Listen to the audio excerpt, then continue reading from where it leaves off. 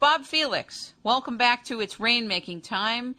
I wanted to ask you if you could explain to us, what does the magnetic field have to do with the sun's activity as it relates to climate here and weather?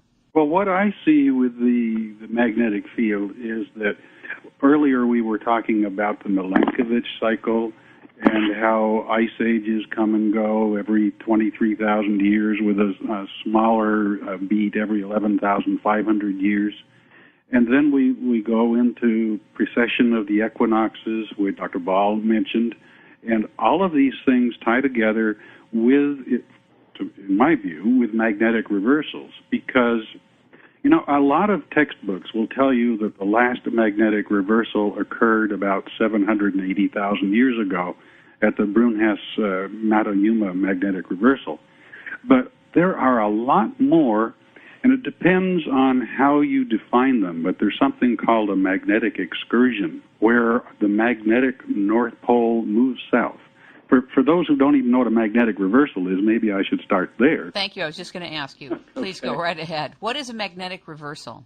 Well, that's a time in the past when compasses, instead of pointing toward the Arctic, would have pointed toward the Antarctic. And scientists now realize that the Earth's magnetic field has been reversed probably half of history. And the way they find this out, and I'm going to simplify, but volcanoes, lava, when it pours out of the ground, is non-magnetic. But as it cools down through what's called the Curie temperature, it takes on the magnetic field of the day. So what scientists can do, and again I'm simplifying, but they can drill a hole into ancient lava, they can drop a compass down there and see which way was north at the time. So that in that way, lava it's absolutely recorded in the rocks as to which way the compasses would have pointed at any time in history. So, but what we've discovered is that magnetic excursions, where the North Pole moved south for a while and then moved back, those seem to occur about every 11,500 years in sync with the Ice Age cycle. There was the Gothenburg magnetic reversal or excursion, however you want to put it, from 11,500 years ago. That's when the mammoths went extinct. It was a big extinction. In your book, you talked about how they're still finding millions and millions of bones frozen and millions of animals frozen still in time. Yes, there's... Explain that. That was so profound in your books. Well, this is from 11,500 years ago and from 23,000 years ago. But some people, we always want to blame humans, and we still have people who are blaming humans for having killed off the mammoths. And yet there are estimates that there may still be the remains of 1 million mammoths still encased in the ice. We're still, as the ice melts in parts of Siberia, we still are finding mammoths, some of them still standing up, some of them with food still in their tummies. There was the Russian Academy of Scientists dissected one of the mammoths they found, and this was like 50, 60 years ago, but they dissected one of those mammoths, and the meat was still dark red and fresh looking, as if it had been frozen just yesterday. They fed the meat to their dogs, and their dogs loved it. When they dissected the mammoth, they found fresh food in its tummy. Now, what that means is that where that mammoth was living, it was warm enough that trees were growing, that plants were growing, that food was growing, and then suddenly something happened to bury that mammoth in snow. I call it 9 stories of snow, but something trapped that mammoth so quickly that it got fast frozen with that food still in its mouth. I think that comes from giant snowstorms that trapped those mammoths. And that's why I worry so much now about the fact that we're having more and more moisture go into the sky. We're having more and more giant snowstorms. We've already had, here we are in toward the end of 2009 in October, but we have already had record snowstorms in the United States and in Europe and in South America. I fear that we're headed into an ice age right now. I want to talk about the sun with you. I want to go what appears to be that which is so far away from the concept of an ice age for a few minutes. It is estimated that the sun is 93 million miles away. Am I correct? Yes. That's the distance from the Earth to the sun. And yet, activity from within the center of the sun impacts, A, our magnetic field, and our climate and weather. Can you explain it? Well, I'll just let me back up just a little bit because Dr. Ball had mentioned precession of the equinoxes. We don't know what that is for those of us listening. That has to do with the sun. So let me see if I can draw a picture of it. If you could, because our Earth revolves, we all know that, every 24 hours, and the Earth is tilted, as Dr. Ball mentioned, it's tilted 23.5 degrees. Well, if you could shove a stick all the way through the Earth right at our axis of rotation, that stick would point right now toward the star Polaris, toward the North Star. But it doesn't always point that way because our axis of rotation slowly rotates. It's kind of like a top. If you've ever spun a top, you've noticed that the top never stands straight up and down. It's always at a tilt, and its axis of rotation is always rotating. The same thing happens with the Earth. Right now, that axis of rotation points toward the star Polaris. 11,500 years from now, however, that axis of rotation will point toward the star Vega. 11,500 years from then, it will be back toward the star Polaris again. And ice ages seem to occur in sync with that rotation. It's called precession of the equinoxes. Now, there are going to be people who say, no, the precession of the equinoxes takes 25,580 years or whatever it is. But I'm talking about this happening in relation to the solar system because the solar system also slowly rotates. So when you put those two things together, the precession of the equinoxes part takes 23,000 years. I don't know why, but as this happens, as we do this rotation, our magnetic field strength declines, and then at a point where it gets to be about 15% of its normal strength, it suddenly turns and reverses. Well, our magnetic field strength has been declining. Our magnetic field strength has declined 2/3 in the last 2,000 years, since the time of Christ. And the rate of decline is picking up.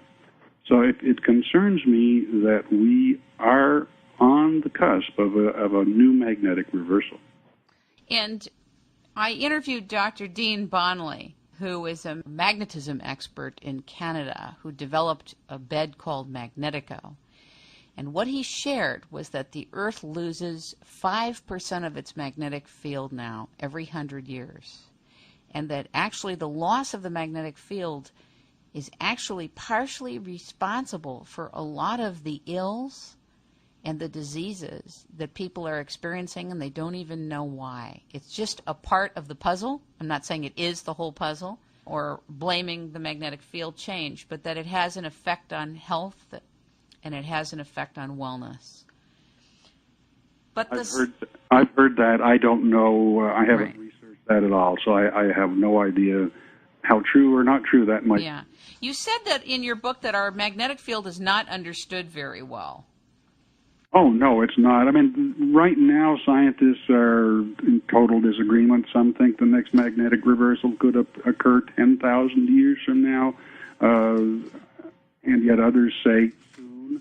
I do in not by fire but by ice. I do quote others that say it could happen within the next 200 years. There's other scientists who say that a magnetic reversal would take thousands of years to occur. And yet there are scientists at the University of California who think it could occur in as little as 30 days. And they base it on volcanic activity again. I mentioned how they can determine whether there's been a reversal by drilling cores into the lava. Well, at Steens Mountain, Central Oregon, these scientists from the University of California, I think one of them was Michael Prevost, I'm not sure now, but they drilled cores into the center of the lava field at Steens Mountain in Oregon, and then they drilled cores into the edges of the lava field. And they discovered that their compasses pointed in different directions, which means that the reversal occurred during the difference in time for the center of the lava flow to cool as opposed to the edge of the lava flow, meaning that it may have occurred in as few as 30 days. So it's a very open science still. Can I chime in a bit, Kim, with this, Tim Ball? One of the where we started to discover about the magnetic reversals was in the development of another whole theory that was very controversial, and that was the continental drift. The idea that the Earth's surface is made up of plates and they're moving around as the underlying mantle material moves around. And the magnetic striping that Bob is describing was one of the things that showed that these plates separated, and as they separated, the lava came up and cooled. And as they went across the Atlantic Ocean, you found parallel magnetic stripes, which really was like a tape recorder of the reversals. Now, again, this was great controversy, and Vine and Matthews at Cambridge that came out with this in 72. A lot of objections to it. In fact, there are still people that don't accept the idea of continental drift. But the problem is, again, the mechanism. I mean, what induces the Earth's magnetic field? And doesn't the sun, in some level, have a direct relationship to the Earth's magnetic field? The sun has its own magnetic field, and as each body does in space. But the Earth, you've got the magnetic lines at the present time coming out at the South Pole and going back in at the North Pole, and we call that normal. And then, of course, we talk about reversal as the opposite. But originally it was thought that the magnetic field was created by simply the Earth rotating. But the debate, and I recall of this going to conferences on this, the debate was, well, if there's reversal, and that's the mechanism, then the Earth has to stop rotating in one direction and start rotating in the opposite direction. And of course, there's no evidence to support that. The latest theory is that the Earth is actually three separate spheres. There's the solid inner core, the liquid outer core, and then the mantle. There are some that even think that the Earth is hollow. Well, no, I know they do. They talk about the hollow Earth, but no, it varies from very solid to relatively liquid. But each of these spheres is rotating at a different speed. And the theory is now that each of those spheres creates its own magnetic field that complement themselves to create, say, the pattern of magnetic field that we have now. But then, because they're rotating at different speeds, they cancel each other out, and then they come back with a different reversal, a polarity reversal. But that's the theory.